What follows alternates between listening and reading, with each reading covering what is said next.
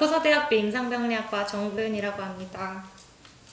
안녕하세요. 호서대학교 16학번 민경선이라고. 와. 안녕하세요. 호서대학교 임상병리학과 박혜정입니다.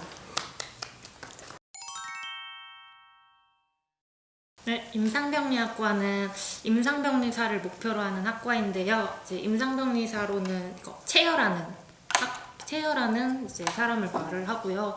저희는 크게 조직학, 또 혈액학, 미생물학 등등을 공부하는 커리큘럼을 가지고 있고 대표적으로 자랑할 것이 있다면 요아이가 설명을 해줄 겁니다.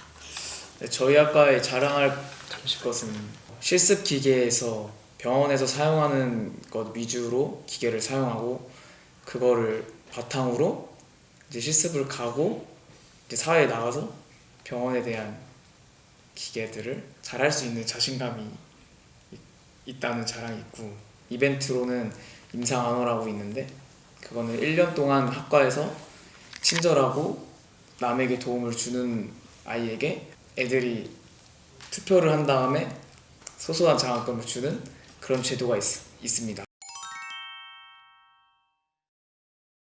호서대 임상병리학과는 다른 학교에 비해서 실습 환경도 굉장히 잘 갖춰져 있어서 그 정규 실험 시간 외에 교수님한테 저희 실험 더 하고 싶어요 이렇게 말을 하면은 교수님이 흔쾌히 허락을 해주시고 또 따로 찾아오시기도 하면서 적극적으로 알려주시려는 열정이 가득하신 교수님들이 있어서 참 이 과를 선택하길 잘했다라고 생각을 했습니다.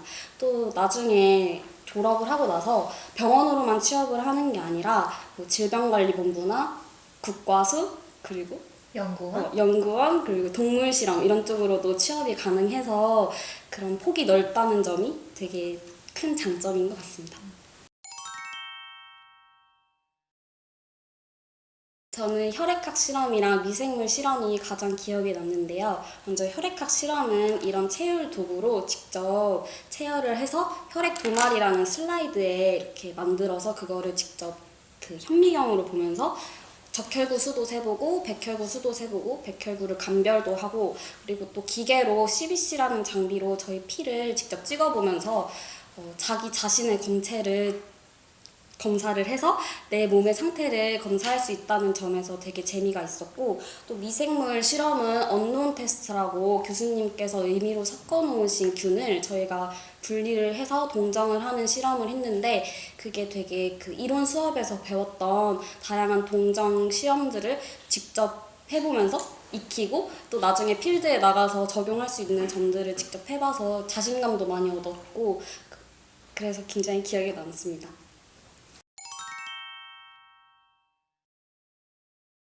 병원 갔을 때 선생님이라는 말을 들었을 때 맞아. 되게 뿌듯하고 실습에 갔을 때 이제 환자분들이나 이제 수업해주시는 선생님도 가끔씩 선생님 이렇게 불러주시는 게 조금 기분이 좋았어요.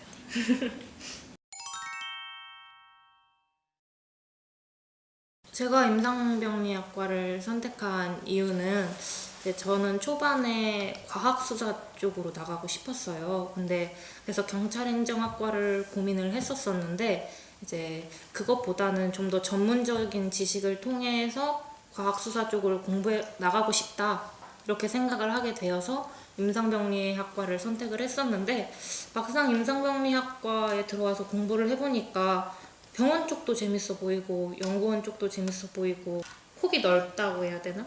그렇게 생각을 했었어요.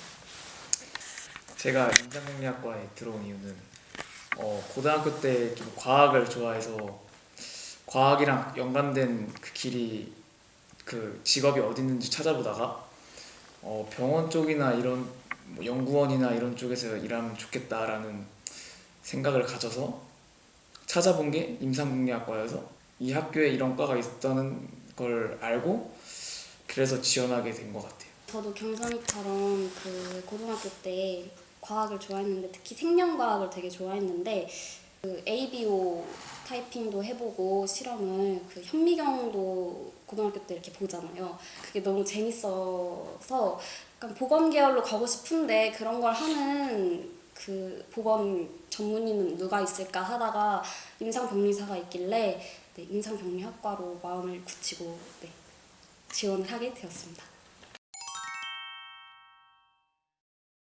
국시는 이제 12월 달쯤에 대부분 보는데 1년에 한 번 있고요. 저희는 4학년 1학기부터 국시 준비를 조금씩 하고 2학기 때부터 본격적으로 이제 국시에 대한 공부를 진행을 하고 겨울방학 시작하기 전에 보통 국시를 보고 네, 졸업을 하는 형태입니다.